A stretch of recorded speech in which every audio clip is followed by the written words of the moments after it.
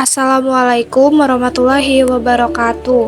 Kami dari kelompok kanker serviks FM22C akan melakukan presentasi hasil kerja kelompok kami. Adapun anggota kelompok dan rekan saya, yang pertama ada Suci Rahma, yang kedua saya sendiri Fasgerina, dan yang ketiga ada Hemalia Putri. Materi pertama akan dibacakan oleh Saudari Suci Rahma. Kepada Suci Rahma, saya persilahkan. Suatu proses keganasan yang sering terjadi pada leher rahim disebut kanker serviks, yang menyebabkan jaringan di sekitarnya tidak dapat berfungsi dengan baik. Adanya pertumbuhan sel abnormal pada leher rahim adalah tanda kanker serviks. Namun, bertahun-tahun berlalu, sebelum sel-sel tersebut berubah menjadi sel kanker, penyebab kanker umumnya idiopatik. Namun, pada kanker serviks terdapat ciri khas etiologi, yaitu infeksi human papilloma virus yang ditularkan melalui hubungan seksual. Infeksi human papilloma virus ini memiliki peran signifikan dalam pertumbuhan sel-sel serviks yang abnormal. Selanjutnya akan dibacakan oleh Hemalia Putri. Kepada Saudara Hema, saya persilahkan. Pengertian kanker serviks. Kanker serviks atau kanker leher rahim adalah jenis karsinoma yang menyerang wanita hingga dapat berdampak pada mortalitas wanita. Kondisi kanker serviks merupakan tahap akhir yang pada mulanya diawali dengan adanya pertumbuhan sel abnormal bertahun-tahun di sekitar serviks, berupa displasia atau lesi prakanker, yaitu neoplasia intraepithel cervix atau NIS. NIS dapat terbentuk setelah adanya infeksi dari HPV, umumnya tipe 16 dan 18. Risiko terkena infeksi HPV meningkat pada wanita berusia di bawah 20 tahun yang sudah aktif secara seksual, memiliki riwayat berganti pasangan, pernah mengalami infeksi di area alat kelamin, radang panggul, dan aktif merokok. Selanjutnya, patofisiologi. Proses patofisiologi kanker serviks dimulai dengan perubahan abnormal pada lapisan sel atau permukaan serviks. Biasanya, perubahan ini terjadi pada sambungan squamosa kolumnar serviks. Di sini, sel-sel epitel sekretori silindris atau kolumnar bertemu dengan sel-sel epitel datar pelindung atau squamosa dari serviks luar dan vagina dalam, apa yang disebut zona transformasi. Penggantian terus-menerus sel epitel kolumnar oleh sel epitel squamosa di daerah ini membuat sel-sel ini rentan untuk mengambil materi genetik asing atau abnormal. Selanjutnya, faktor risiko kanker serviks. Yang pertama, penggunaan alat kontrasepsi oral. Penggunaan kontrasepsi oral dalam jangka waktu yang lama meningkatkan risiko kanker serviks. Hal tersebut disebabkan adanya kekentalan lendir pada serviks akibat penggunaan pil KB menjadi pemicu terjadinya kanker serviks. Yang kedua, obesitas. Obesitas merupakan salah satu faktor pemicu kanker. Seseorang dapat menderita kanker apabila memiliki beragam gangguan nutrisi yang disebabkan oleh faktor genetik, lingkungan, makanan, dan gaya hidup. Yang ketiga, penggunaan antiseptik. Kebiasaan pencucian vagina secara berlebihan dan saat tidak diperlukan menggunakan obat-obatan antiseptik maupun deodoran bisa mengakibatkan iritasi pada serviks yang bisa juga menimbulkan dan merangsang terjadinya kanker. Yang keempat, usia pertama kali hubungan seksual.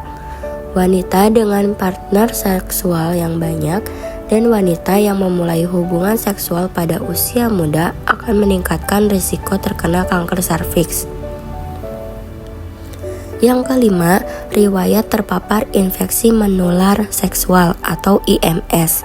Wanita yang pernah terkena infeksi menular seksual juga memiliki risiko yang tinggi terkena kanker serviks. Hal ini karena HPV bisa ikut tertular bersamaan dengan penyebab penyakit kelamin lainnya saat terjadi hubungan seksual. Yang keenam, paritas. Semakin banyak proses melahirkan yang dialami seorang ibu, maka semakin tinggi risiko untuk terkena kanker serviks. Hal ini dikarenakan pada saat melahirkan, janin akan melewati serviks dan menimbulkan trauma pada serviks. Jika hal ini dilakukan secara terus-menerus, maka serviks akan terinfeksi dan bisa menimbulkan kanker serviks. Berikutnya ada stadium kanker serviks. Yang pertama ada stadium in situ atau stadium 0. Stadium ini disebut juga karsinoma in situ, yang berarti kanker yang berada di tempatnya, belum menyerang bagian lain. Dilakukan pap smear atau biopsi sebagai langkah deteksi dini kanker serviks. Yang kedua ada stadium awal. Stadium awal merupakan sel kanker yang mulai menampakkan tanda-tanda berbeda dengan pertumbuhan sel kanker tampak lebih cepat dibandingkan dengan sel normal. Dapat diobati dengan membuang UTERS atau terapi radiasi menggunakan sinar X berenergi tinggi, seringkali juga dengan kemoterapi. Yang ketiga ada kanker serviks stadium 2.